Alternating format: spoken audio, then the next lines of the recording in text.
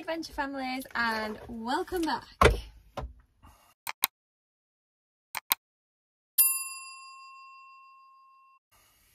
What are we talking about today, Michael?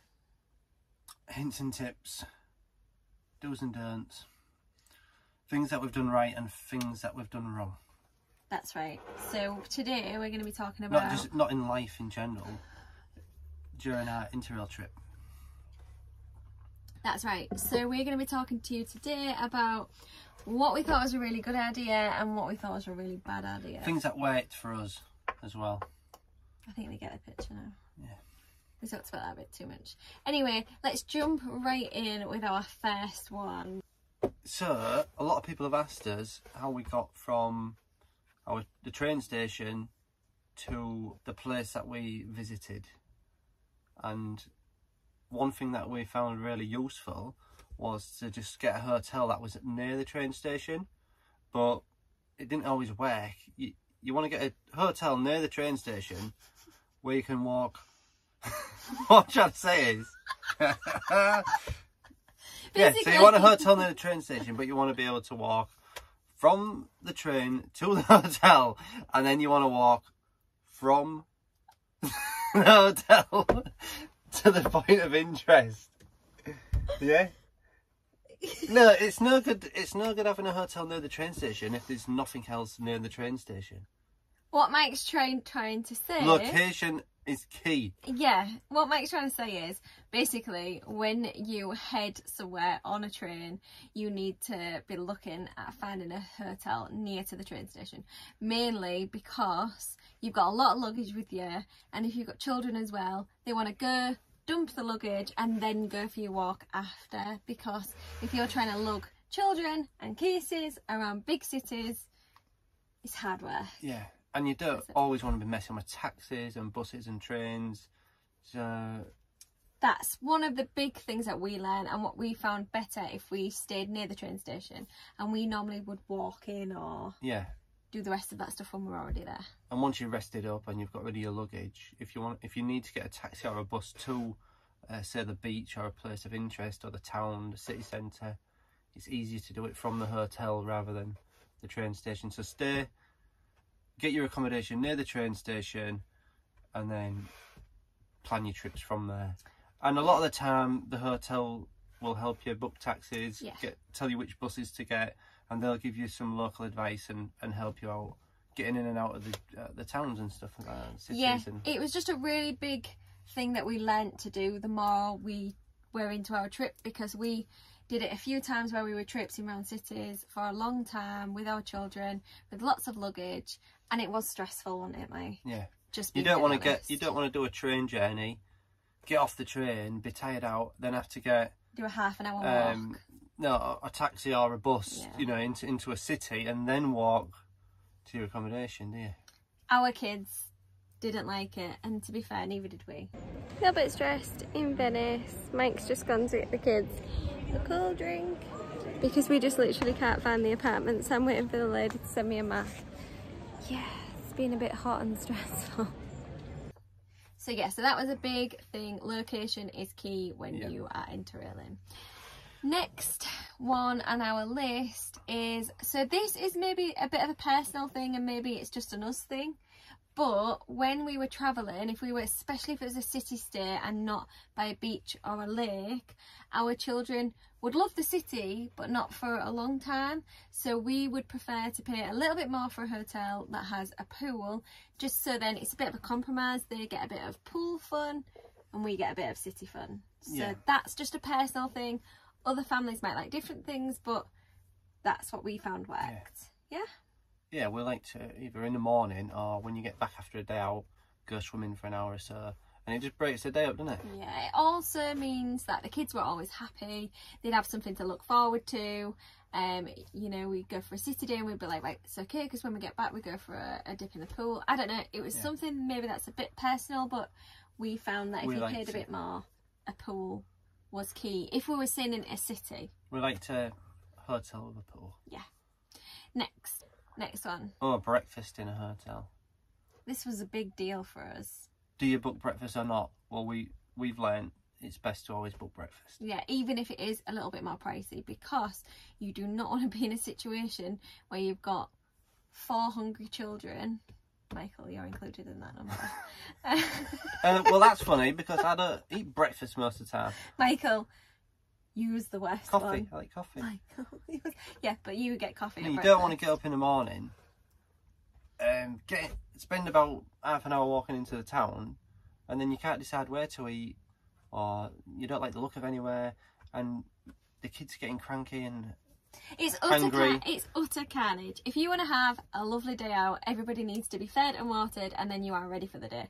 That is what works in our family. Yeah. We did it where we didn't pay for breakfast because we wanted to save a little bit of money, but we would end up walking around for an hour trying to find somewhere. The kids don't wait for breakfast, and if you're not going to book, this kid gets a little bit. If you aren't going to book breakfast, if you're not going to book breakfast, right, then you got to get something in. You need to get some croissants. We like to get some croissants or things like that. Yeah. And then if you're not going to eat breakfast at the hotel, you can at least have a croissant or some fruit. You know what I mean? You've got to have something ready for them. Basically, quick, easy breakfast. Our children do not function well if they don't get breakfast as soon as they wake up. So we always try to pre-book a breakfast or travel with croissants, like what Mike just said. It's a great shout. And then you're up and out. I'm ready for the day. Yeah. Anyway, moving on to the next one. Long journeys. Oh, yeah, we did quite a few long journeys, didn't we? Shout out to our children, because our children are really good travellers. But long travel days are always tough. No matter who you're travelling with, where you're travelling to, what you're travelling on, they're always going to be tough. So to make this journey a little bit easier, if you are train hopping, which is what we did, you have the option of booking a room. Yeah, and they're brilliant. They're so good, aren't they? We'd recommend trying to book a private room. Yeah. They're amazing. The rooms were really good. I mean, we was in an economy room, I think, all the times, wasn't it? It wasn't the business rooms or anything like that. It was the economy ones, and they were really good. So if you try to get on the train early as well, some of them are free, aren't they? They're free to do. As long as the seats aren't taken. Check the T's and C's, because we're not 100% sure, but it'll vary on different trains, won't it? Yeah. But if you can get a private room, look into it and get a private room. It was really beneficial. We did a 5-hour train trip from was it Germany to Slovenia? I can't remember, and it was we really did it a good. couple of times. We was lucky enough to get in a couple of them, weren't we? Yeah, we was, and it was brilliant. So try and book a room on the trains, because that is a really good tip. Next, that brings us really nicely onto rooms on trains. So if you're doing a really, really long distance by train, sleeper trains are a brilliant option. Definitely, they're really worth the money. If you're tight on time, if you're not travelling for long and you need to make the most of your days, then it makes sense to travel through the night. Yeah, go to sleep in one country and wake up in another country. Yeah. It doesn't get much better than that. It makes travelling exciting for the kids then. Tick. Anyway, moving on to the next one is travel with snacks. I feel like it's common sense when you travel with children. I mean, travelling with snacks is always a good idea, because the children will always tell you they're hungry when there's nowhere to buy anything from. Yeah. So we always try to travel with like cereal bars. No, but like as an adult, you have breakfast, you have lunch, you have dinner, and that'll do you. But when the children want snacks all the time. All the time. You have breakfast, then they want a snack, then they want a snack. Oh, I'm starving, I'm starving. I'm hungry. Well, 1 minute they're full, next minute they're starving. So just have some snacks. We try and travel with healthy snacks as well, because we travel so much. Well, we're like boxes of raisins, fruit, crisps, breakfast bars, all that kind of stuff. Yeah, breakfast bars are a really good shout as well, because they're packaged and they seem to really like them. They see them as a treat. So yeah, that is a good shout. Snacks as you travel. Nextly, that brings us nicely onto restaurants on the train. If you ain't got snacks. Yes, it breaks your journey up if you're on a long journey. The food wasn't too bad when we went, and the kids love the experience. No, the food, you've done it a disservice there. Okay. The food was good. It wasn't not too bad. The food was nice. Yeah, I agree with Michael. It is. We don't do it often, but we've been in a couple of restaurants, and we tried one of them. Was really nice when we had a big, like a lunch there. And like Hannah said, it breaks the journey up. If you go to the restaurant for an hour, change of scenery, kids are happy, breaks the journey up. Restaurant was a big tick. It is a little bit more pricey than a restaurant, obviously, on a high street. But it's an experience eating in a restaurant on a train. It's a cool thing to do, and the kids really enjoyed it. So yes, I would say that's another big cool thing to add to your list. What's next? Pre-book seats wherever possible now. Yeah, we've had a couple of occasions where we've gone to get a train and it's fully booked up. Yeah, and it's not fun. We've had to change our plan or wait for another train or get a slower train, and yeah, it's not fun. It's not fun. And we've also had a few trains where we've been stood up. Yeah, we have actually, and that's really not fun when you've got children. So no.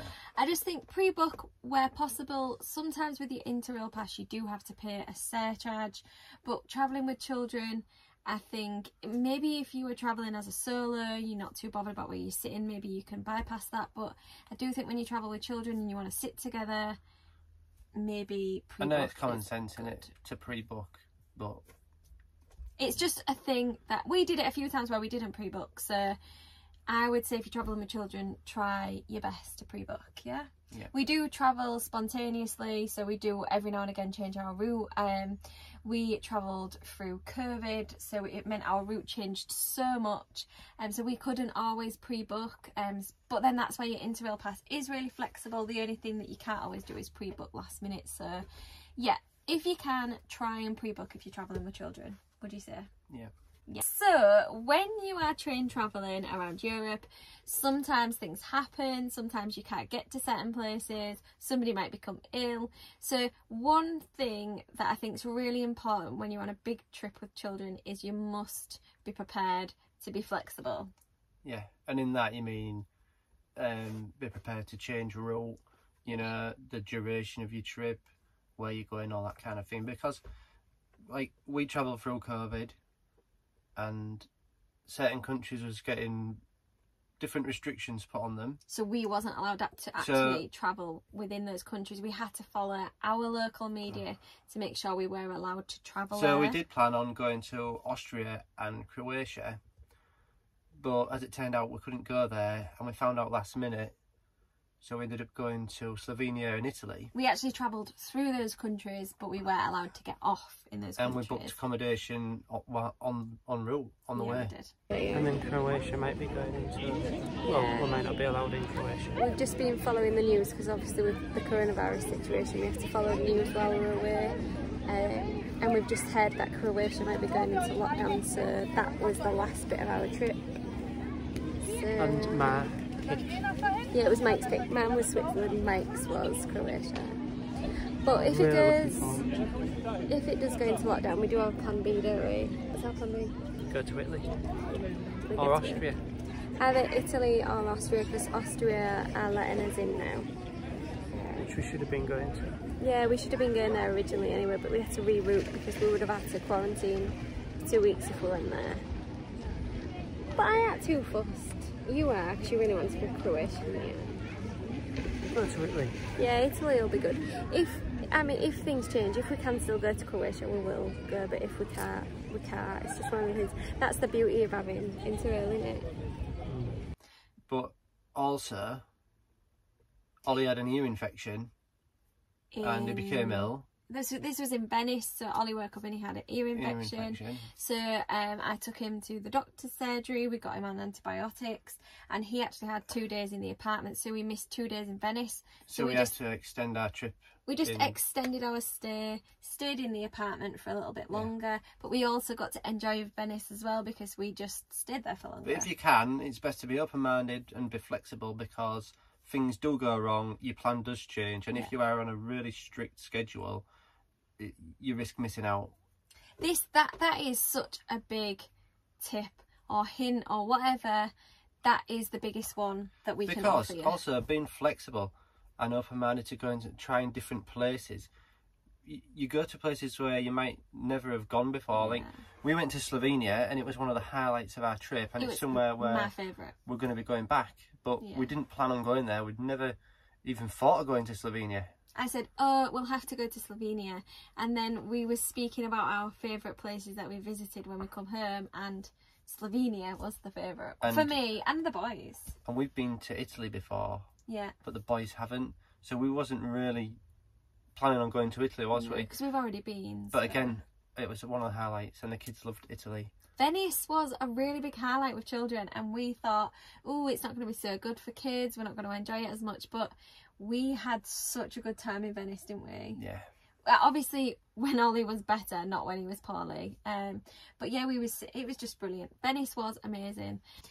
Next on our list is... I think it's easy to overpack really easy. with clothes. Clothes wise, we don't travel with very many clothes at all. We really don't try, and we always try to make our wardrobe so that everything matches everything, so that it doesn't matter if something's mucky. Whatever else you've got in your suitcase, you can grab, put it on, and it'll always go with whatever, because we don't have a lot of clothes when we travel, do we? No. Well. But I mean, I like to just keep it really light and just stick to maybe a pair of Speedos and a tank top. Mike actually packs more than all of us put together. I don't know if it's because his clothes are so big, but his clothes take up so much room. Well, now. no, it is. It's because I'm bigger. He likes to take more shoes than all of us. He does. We have it, me and the boys have it really simple. Mike likes... All I wear is a pair of flip-flops. He has smart pair of shoes for the night. He has Converse for casual days. He has... what are those? Trainers for running. Trainers for running.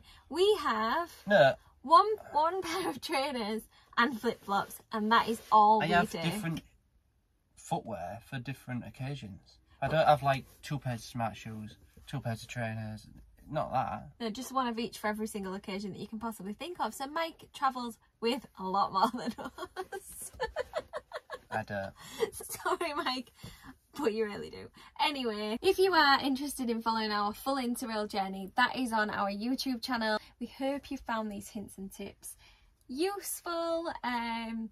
But yeah, I think that's about it. We'll wrap this video up, and we have a new really short series of Interrail coming up soon. It's quite special. We met somebody very special. I'm not saying that. No, we did meet someone really special. But anyway, hit subscribe and tick the like button if you've enjoyed this video, and let us know if you've got any hints and tips for interrailing, travelling train with children below, so we can read them and learn from them. We like to read the comments. Yeah, we do like to read the comments. Thank you very much for watching. See you soon.